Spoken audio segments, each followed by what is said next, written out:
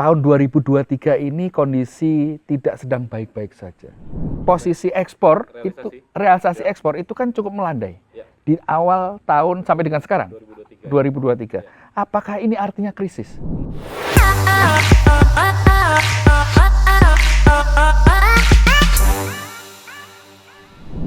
Halo teman-teman, berjumpa lagi di Trik Talk, podcastnya Trik. Kali ini kita akan berdiskusi tentang isu yang agak rame dan temanya juga sedikit agak berat. Oleh karena itu, pada kesempatan kali ini kita coba berdiskusi dengan orang yang rasanya paling kompeten mungkin di Trik.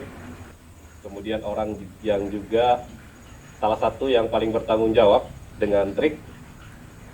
Selamat pagi Pak Randy.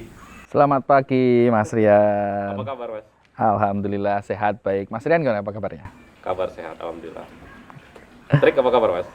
Trik alhamdulillah sampai dengan detik ini baik kabarnya. Dan berkat doa dari teman-teman sekalian, Trik terus berusaha untuk berkembang dan mengembangkan sayapnya. Oke teman-teman, penting untuk kita ketahui bahwa diskusi pagi ini memang sengaja kita desain bersama Pak Randy untuk membahas isu-isu terkait dengan resesi global, Pak Randy. Resesi, ya. Resesi global.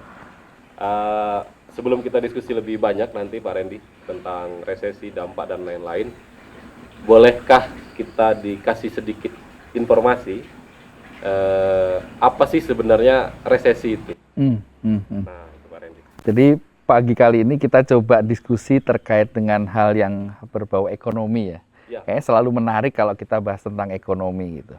Apalagi tadi disampaikan ekonominya tuh global gitu ya, makro gitu. Kalau kita kembali dulu kepada definisi resesi, itu kalau kita baca-baca literatur, yang dianggap resesi itu kan adalah kondisi dalam, kalau resesi negara gitu ya, dianggapnya berarti kondisi dalam sebuah negara ketika terjadi kontraksi atau penurunan dari pertumbuhan ekonomi selama dua kuartal berturut-turut. Satu semester ya berarti? Satu semester. Ketika ekonominya terjadi kontraksi, menurun atau perlambatan selama dua periode kuartal berturut-turut, itu disebut sebagai resesi. Bahkan kalau resesi itu disebutkan pertumbuhan ekonominya negatif. Negatif selama dua kuartal berturut-turut. Oke. Ya, menarik ya, karena kita kan habis menghadapi kondisi yang tidak normal juga. 2 tahun yang lalu kita menghadapi COVID, baru mau rebound, terus ada isu resesi global. Resesi itu global pasti akan berdampak juga mungkin terhadap ekonomi kita di Indonesia. Nah, kira-kira ini Pak, apa yang bisa terjadi di Indonesia nih kalau kondisinya seperti itu tuh? Yang terjadi di Indonesia ya? Yang bakal mungkin terjadi di Indonesia. Ya. Nah. Ini yang kemudian kalau saya secara pribadi itu menyorotinya kondisi-kondisi yang dibilangnya sebenarnya bukan resesi mungkin. Kalau di Indonesia ya kita bicaranya. Tetapi lebih bisa dikatakan turbulence. Ya, bisa dibilang gonjang-ganjing gitu. Bahkan kalau Bapak Presiden Jokowi, kemudian bahkan Menteri Keuangan gitu, kan membuat pemberitaannya tuh cukup ini ya, cukup mengkhawatirkan rasanya, bikin deg-degan ya. Kita sebagai masyarakat tuh rasanya kayak deg-degan gitu ya, bahwa tahun 2023 ini kondisi tidak sedang baik-baik saja. Tidak jelas juga. Iya, karena turbulen. Bahkan karena di Indonesia itu kan dewanya itu kan netizen ya. Dewanya netizen. Ada selebgram, TikToker, terus kemudian macam-macam YouTuber dan sebagainya, bahkan membumbui hal-hal tersebut. Jadi bahkan saya pernah lihat sebuah tayangan YouTube tuh bahwa tidak akan ada yang selamat. Wah, kok kayaknya ngeri sekali ya. terjerumus akan ke lembah yang paling dalam di tahun 2023 gitu. Padahal sebenarnya kalau tadi Bapak Presiden dan Ibu Menteri Keuangan itu jelas pemberitaannya itu adalah resesi global. Artinya ini kan dunia, Pak ya. Bicaranya dunia, bukan khususon di Indonesia. Nah, ini kalau kita bicara di Indonesia, pertumbuhan ekonomi, tadi udah definisi resesi udah ya. Nih, pertumbuhan ekonomi di kuartal pertama 2023 ini sebagai salah satu patokan apakah resesi apa enggak. Itu ternyata di launch itu 5,03%. Positif ya. Bagus ya. Dan 5 loh, 5 itu ya rata-rata mungkin 3,5, 4 gitu. Ini 5, berarti kan sebenarnya kondisinya baik. Berarti kalau sekarang kuartal 2 itu bahkan diproyeksi lebih baik dari kuartal 1, kurang lebih sekitar 5,05 sampai 5,1%. Karena banyak realisasi anggaran. Betul, betul. Salah satunya itu. Jadi artinya 2 kuartal ini kan bukan kondisi yang jelek, bahkan tidak negatif. Artinya Indonesia sendiri kalau bisa dibilang saat ini ya tidak dalam kondisi resesi, tapi kalau turbulence, saya cukup cukup setuju dengan istilah itu. Oke, berarti kita secara nasional mungkin akan kondisinya baik-baik saja ya. Kondisinya baik-baik saja, tapi karena resesinya itu global, mungkin hal-hal yang berkaitan dengan hubungan Indonesia dengan luar negeri yang mungkin akan terjadi turbulensi yang agak kencang nih ya. Betul, betul. Seperti kita, ya termasuk ekspor. Seperti kita ketahui dulu COVID, terus COVID itu kan kemudian dibahasakan destruktif. Waktu itu ya, destruktif, habis itu lanjut pandemi. Pandemi, terus kemudian ada perang. Benar ya, kondisi perang. Nah, ini yang kemudian tingkat ketidakpastiannya tinggi. Gitu. Itulah yang kemudian salah satu penyebab dari turbulen itu sendiri. Ada gangguan supply chain, keamanan. Terus kemarin ada terusan Suez bermasalah. Betul. Jalur logistik berubah. Betul. Ketidakpastian pengiriman dan lain-lain ya. Iya, salah satunya itu. Ditambah lagi mungkin sekarang karena ada isu dari Amerika gagal bayar hutang dan lain-lain itu ya, yang menjadi perlambatan. Jadi kemungkinan yang mungkin kelihatan karena ini resesinya global adalah hubungan ekonomi Indonesia dengan dunia internasional yang mungkin akan mengalami turbulen yang cukup parah ya. Iya. Jadi pertumbuhan kita masih oke. Kalau Indonesia sendiri tadi dari data jelas tidak mengalami resesi. Tetapi secara global ada nggak yang mengalami resesi? Ternyata cukup banyak, Pak. Ya, termasuk Amerika. Termasuk Amerika. Amerika itu dari tahun 1961 itu sudah 14 kali mengalami resesi. Sedangkan Indonesia baru 3 kali. Ya kan? 1963, terus 1998 ya. Terus kemudian saat Covid kemarin 2020 gitu ya. Ya, tapi artinya karena global ada beberapa negara yang mengalami resesi sehingga terus kemudian negara-negara yang mengalami resesi itu kan terus kemudian berhutang. Gitu ya, berhutang di mana hutangnya itu kan memakai dolar juga. Ya, mata uang Amerika. Di mana ketika mata uang Amerika dipakai, hutang dan sebagainya, kita tahu bahwa Amerika sendiri juga terus nyetak mata uang ya, nyetak dolar gitu tanpa ada underlyingnya. Printing money dia. Ya, printing money. Nah, ini yang menyebabkan terus kemudian kondisi negara-negara yang berhutang itu ya jadi lebih berat. Gitu. Karena uang yang beredar di pasar lebih banyak. Betul. Itu yang menyebabkan inflasi pada negara-negara tertentu itu jadi tinggi sekali. Kalau di Indonesia sendiri kan masih terkendali ya, masih kurang lebih 3,5 plus minus 1% sebenarnya. Itu dari sisi peredaran uang ya, Pak. Kalau dari sisi peredaran barangnya ya, misal kita berandai-andai gitu ya, kan negara kita juga salah satu eksportir ya ke negara-negara importir di luar sana ya. Ketika ada perlambatan ekonomi secara global, kemudian ada inflasi di daerah-daerah semakin besar, tentu mereka juga akan membuat skala prioritas untuk produk atau jasa yang mereka beli ya. Dan kalau produk yang biasanya mereka beli itu berasal dari produk yang kita ekspor, tentu akan ada pengaruhnya juga dong buat kita gitu ya. Iya, betul. Ini hal yang yang cukup menarik kita bahas pagi ini karena apa? Karena beberapa kali saya baca-baca gitu, ada satu penyebab yang sebenarnya berpengaruh besar terhadap bagaimana performance atau kualitas sebuah eksportir gitu ya, atau negara pengekspor gitu ya. Ini kan kita bicaranya apalagi TRIC itu kan lembaga sertifikasi yang cukup dekat dengan teman-teman atau masyarakat pengusaha ekspor gitu ya, khususnya kayu gitu ya, kayu kertas dan sebagainya. Nah ini ada kondisi yang ternyata kalau kita lihat bahkan di websitenya Silk ya, posisi ekspor realisasi ekspor itu kan cukup melandai di awal tahun sampai dengan sekarang 2023. Apakah ini artinya krisis? Gitu kan? Semula kan banyak yang berpikiran seperti itu. Setelah saya baca-baca literatur ternyata ada satu penyebab yang jarang sekali kita kupas. Itu adalah fertility rate. Ya, fertility. Negara buyer ya, negara pembeli. Ya, salah satunya dari negara-negara yang mengimpor barang, gitu ya. Fertility rate itu bisa disebut atau saya asumsikan sebagai tingkat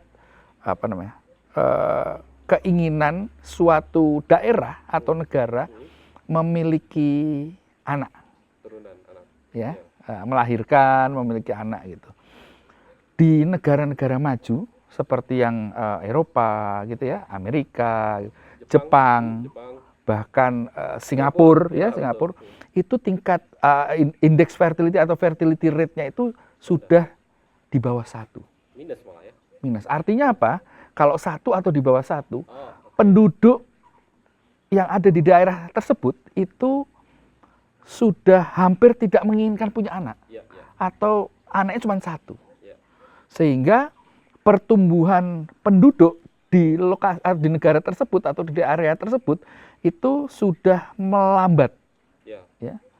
Akibatnya kan konsumsinya juga mengecil, menurun. Bahkan di negara-negara seperti Inggris, Portugal, Spanyol itu bukan lagi daerah sepi, tetapi ada kota-kota yang disebut kayak semacam kayak kota mati, ghost city gitu ya.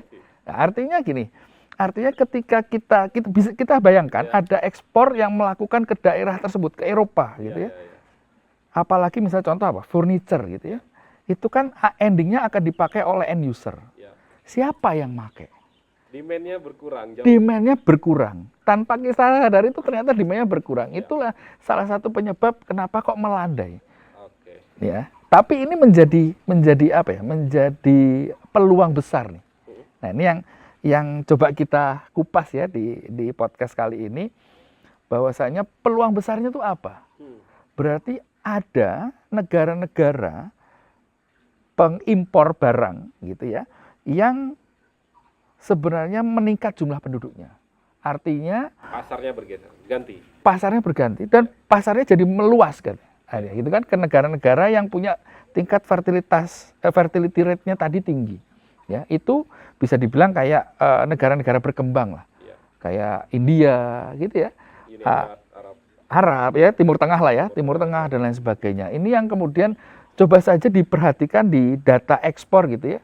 Apakah di negara-negara tersebut itu kemudian tingkat ekspornya jadi meningkat.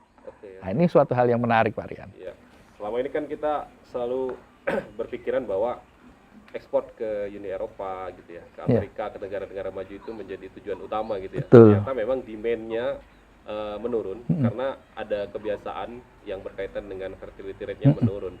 Tapi di satu sisi negara-negara lain itu juga ada negara-negara berkembang khususnya ya, yang fertility rate-nya tinggi, mungkin juga daya belinya tinggi ya. Nah, sehingga mungkin nanti produk-produk atau jasa yang mau dikirimkan ke sana akan menyesuaikan lagi kan ya modelnya. Betul sekali. Saya ada contoh yang kemudian survei yang saya baca gitu. Ini terkait komoditas lain, yaitu tekstil dan sepatu. Tekstil dan sepatu. Ya, sepatu juga masuk industri tekstil sebenarnya gitu ya. Di mana ekspor ke negara-negara maju itu juga melandai. ekspor ke Amerika, tadi ke Eropa dan sebagainya. Tapi tidak terlalu tinggi. Melandainya tidak terlalu menukik gitu ya. Nah, sebenarnya kalau tadi kita asumsikan yang saya bicarakan tadi, itu kan mestinya karena banyak ghost city, kota mati, itu berarti kan tingkat pembeliannya rendah. Tapi kan tingkat domestik kunjungan wisatawan mancanegara, bukan domestik ya, wisatawan mancanegara itu kan tinggi di negara-negara tersebut. Sebut aja Singapura, Jepang, gitu ya, kan tinggi sekali.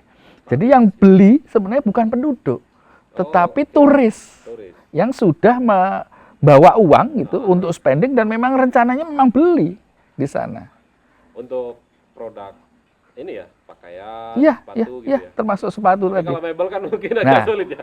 Masalah kalau furniture kan nggak dibawa pulang lagi ke negaranya. Oke. Kalau sepatu, celana, baju kan mereka bisa masuk koper bawa pulang gitu. Betul. Jadi pembelinya tuh ternyata turis, bukan penduduk. Oke. Ya, menarik ya Pak Randy ya. Tadi kita ngobrol soal kondisi ekonomi global, kemudian ada kemampuan beli gitu ya, terus termasuk tentang resesi gitu. Sekarang melihat kondisi itu ya, Pak Randy kan sebagai Direktur Utama PT Tripos International Sertifikasi, TRIC, di mana memang mayoritas bisnisnya TRIC mungkin juga berkaitan langsung dengan kegiatan ekspor gitu ya. Apa yang dilakukan nih Pak? Kalau ada kondisi-kondisi seperti tadi ya, misalnya klien-klien itu masih mayoritas mengandalkan pasar negara maju, misalnya. Tentu ketika tidak mampu untuk shifting atau bergeser pasarnya ke negara-negara berkembang yang seperti ada peluang-peluang yang tadi disampaikan, tentu mereka juga akan mengalami perlambatan dari sisi bisnisnya, entah itu pertumbuhannya atau mungkin malah bisnisnya banyak yang berhenti atau terganggu gitu ya. Apa yang disiapkan oleh TRIC ini Pak? Ya, tentunya TRIC akan selalu mengedukasi gitu ya, mengedukasi termasuk dari klien-kliennya gitu.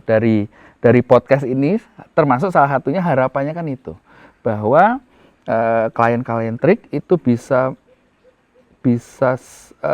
memahami gitu ya, memahami dari sisi yang berbeda. Kalau kita baca berita tuh kadang atau seringkali kemudian dihantui ketakutan, itu kan, akan ada resiko seperti ini, terjun ke dalam jurang yang paling dalam, dunia kegelapan dan sebagainya. Itu kalau kita terus kemudian dihantui ketakutan, kita kan nggak akan bergerak. Padahal ada hasil riset yang tadi saya sampaikan, bahwasanya ternyata tingkat fertility rate itu sangat berpengaruh terhadap konsumsi barang-barang ekspor, gitu kan.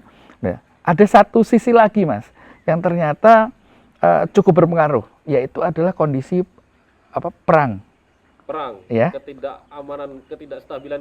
Ketidakstabilan keamanan. Artinya kalau kita melihat kondisi dunia atau kondisi global, ketika terjadinya perang, pasti di beberapa lokasi atau beberapa negara itu supply chain terganggu. Ya, supply chain terganggu berarti supply-nya rendah, demandnya jadi tinggi. Hukum ekonomi gitu ya. Nah, demandnya tinggi, ketika demand tinggi, supply sedikit, harganya naik. Nah, itu salah satu kesempatan buat teman-teman sekalian yang pelaku ekspor gitu, melihat komoditas-komoditas apa yang terjadi, ya, yang supply-nya berkurang gitu ya.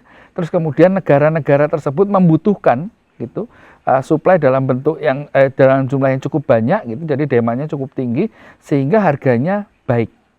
Tapi bisa jadi kondisi itu adalah kondisi yang tidak permanen karena dipengaruhi oleh kondisi perang itu. Kondisi perang.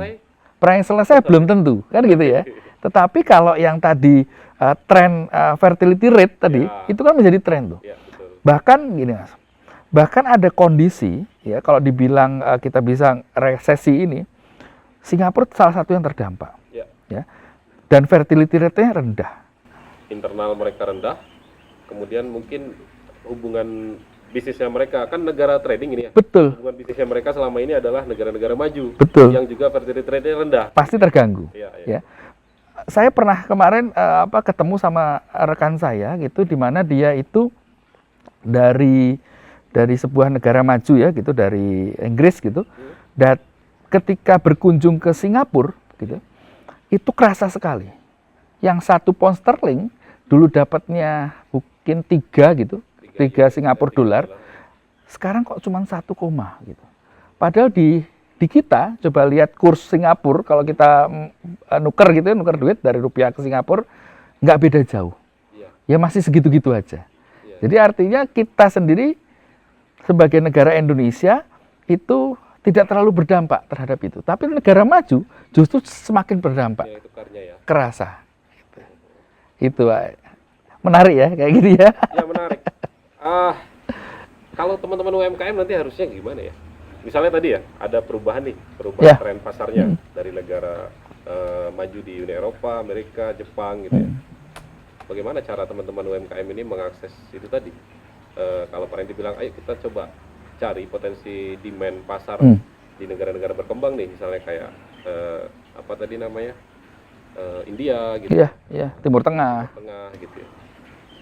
Teknologi mungkin nggak ya bisa mereka pakai gitu ya, teman-teman UMKM, pelaku UMKM di sektor kayu gitu ya. Teknologi kalau dalam hal ini barangkali ini ya, kemajuan teknologi dalam bentuk artificial intelligence, terus kemudian marketplace dan lain sebagainya itu sangat bisa sebenarnya dimanfaatkan ya. Ini kayaknya saatnya kita belajar hal-hal yang kaitan dengan teknologi. Kita tadi tahu bahwasanya ada potensi-potensi pasar di luar sana, di luar Indonesia gitu, yang terjadi pergeseran gitu ya, dan peningkatan kebutuhan baik karena perang maupun karena pergeseran itu tadi ya, negara maju dan negara berkembang gitu, demand-nya. Nah, tapi perlu kita lihat kembali gitu bahwasanya selain ekspor, ini kan ke UMKM tadi ya, barangkali tidak semua UMKM itu melakukan ekspor juga. Ya. Kita lihat dalam negeri. Konsumsi domestik. Konsumsi domestik gitu ya. Kan tinggi juga. Tinggi juga. Kita banyak nih. Ya. Nah, hubungan sama yang tadi saya sampaikan gitu, bahwasanya di dalam negeri pun karena Indonesia itu nyata-nyata saat ini kondisinya pertumbuhan ekonomi atau GDP-nya selalu meningkat. Bahkan dari 1961 itu kita selalu meningkat loh. Trennya selalu meningkat. Jadi artinya tingkat konsumsinya kan selalu meningkat. Ya. Di mana tetapi ada anomali juga. Di mana ada kota-kota yang sudah dinilai atau hasil survei itu fertility rate-nya juga rendah. Di Indonesia? Di Indonesia. Dan itu kota-kota besar. Ya. Kalau Jakarta, hampir semua Jakarta lah. Hampir semua Jakarta itu sudah di bawah 2. Ya, jadi rata-rata anak itu sudah 1 lah itu kan gitu. Untung nggak free child ya Pak. Iya. Terus kemudian barangkali sudah trennya ke arah sana. Ya. Trennya ke arah sana. Terus kemudian coba kalau kita lihat pertumbuhan di Jabodetabek aja, karena saya juga pernah tinggal di Jakarta gitu ya. Tingkat pertumbuhan penduduk itu kan berbanding lurus dengan perumahan ya. Kondisi hunian gitu.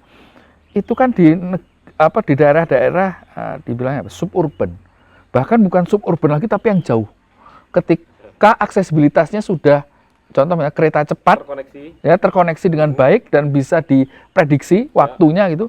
Itu kan generasi milenial Gen Z bahkan itu lebih memilih yang jauh sekarang. Jauh sekalian. Ya. Jadi pertumbuhan di sana. Dan itu kan jadi konsumsi. Contoh misalkan tadi furniture kan erat kaitannya dengan pembangunan hunian juga pastinya, ya kan? Apartemen, rumah dan sebagainya. Itu kalau di daerah Jakarta berarti sudah bukan Bekasi lagi. Yang kita dulu rapat gitu ya. Depok, Bekasi, dulu ada Bintaro, itu lebih jauh lagi. Ya. Itu yang tingkat fertility rate-nya masih di antara 2 sampai 3 lah. Ya, itu hampir bisa dipastikan sebenarnya kebutuhan atau demand atas barang-barang konsumsi itu juga jadi tinggi, meningkat. Ya, menarik ya. Itu tadi dari eksternal ya Pak ya? Ya. Nah, kalau kira-kira, kalau trik secara internal, seumpama kondisi ini memang ada gitu ya, terus juga kita bisa melihatkan sebenarnya dari data-data di internal trik, apakah ekspornya turun atau seperti apa gitu ya. Seumpama itu terjadi, trik secara internal menyikapinya dalam bentuk apa, Pak? Ya, mestinya trik sendiri itu bisa membantu ya. Secara internal itu bisa membantu para pelaku-pelaku usaha itu. Ya. Nah ini yang kemudian harapannya sering terjadi komunikasi. Ya, dan insya Allah ini kalau sekarang bulan Mei, mungkin bulan depan kita juga akan selain kita punya kegiatan rutin muter gitu ya, sama tim komersial gitu untuk muter melakukan engagement kepada para pelaku atau klien-klien trik. Kita juga akan adakan gathering, jadi mengumpulkan para pelaku usaha khususnya klien trik atau potensi klien trik itu untuk sama-sama sama-sama melihat kondisi ini, gitu ya. Termasuk lebih kepada memanfaatkan opportunity yang ada. Di kondisi yang kata orang itu kondisi sulit, itu pasti akan terbit peluang-peluang. Nah ini yang bisa kita kolaborasikan sebenarnya, ya kan. Baik itu untuk sisi efisiensi maupun menggenjot pasar yang lebih atas klien-klien trik ini. Atau membuka ruang kolaborasi bareng. Betul. Ya, kita kan nggak pernah tahu apakah teman-teman ekspor sama pelaku usaha ya kan, atau industri dengan pemilik bahan baku dan sebagainya. Ya, itu kalau ternyata kenal dan mendapatkan opsi yang lebih efisien, lebih murah dan lain sebagainya, itu kan dari sisi perusahaan, itu kan dari sisi bisnis lah, itu kan sangat menguntungkan, Pak. Iya betul ya.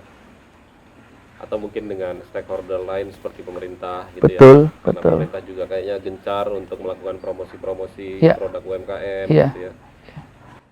Trik seneng nggak Pak kalau ternyata bisa membantu baik itu pemerintah maupun UMKM itu naik kelas gitu ya. Karena seperti beberapa saat yang lalu ketika ada kegiatan kenegaraan, kegiatan internasional kenegaraan lah, kayak G20 gitu ya, mungkin KTT ASEAN ya kan. Barangkali sekarang SEA Games dan sebagainya, itu kita bisa membantu memperkenalkan bahwa pelaku-pelaku usaha kecil ini itu sebenarnya punya kualitas produk yang mumpuni. Ya, benar. Nah, tapi kan ini bisa jadi komunikasi nggak sampai. Ya kan, ketika ternyata bisa menjadi, misal contoh aja, souvenir kenegaraan, itu kan suatu kebanggaan buat teman-teman UMKM ini. Produk kayu. Betul. Apalagi sudah jelas ya, tersertifikasi. Tersertifikasi oleh skema yang dibentuk oleh pemerintah sendiri. Betul. Gitu ya. Ya. Jadi dari sisi kita di lembaga sertifikasi sebagai jembatan antara standar owner pemerintah, sertifikasinya, kemudian pelaku usaha melakukan sertifikasi untuk skema yang dijalankan, yang dimiliki oleh pemerintah itu. Kemudian produknya juga digunakan oleh pemerintah untuk souvenir-souvenir atau kenang-kenangan di acara-acara kenegaraan gitu ya. Itu bisa menjadi sebuah upaya juga promosi branding yang kuat dari sisi produknya maupun dari sisi negaranya ya. Betul sekali. Oke, terakhir ini Pak Randy,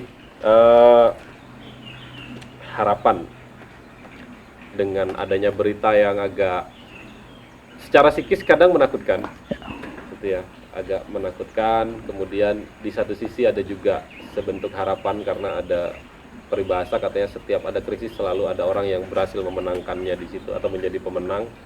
Kira-kira dengan berita yang seperti ini, harapan Pak Randy apa?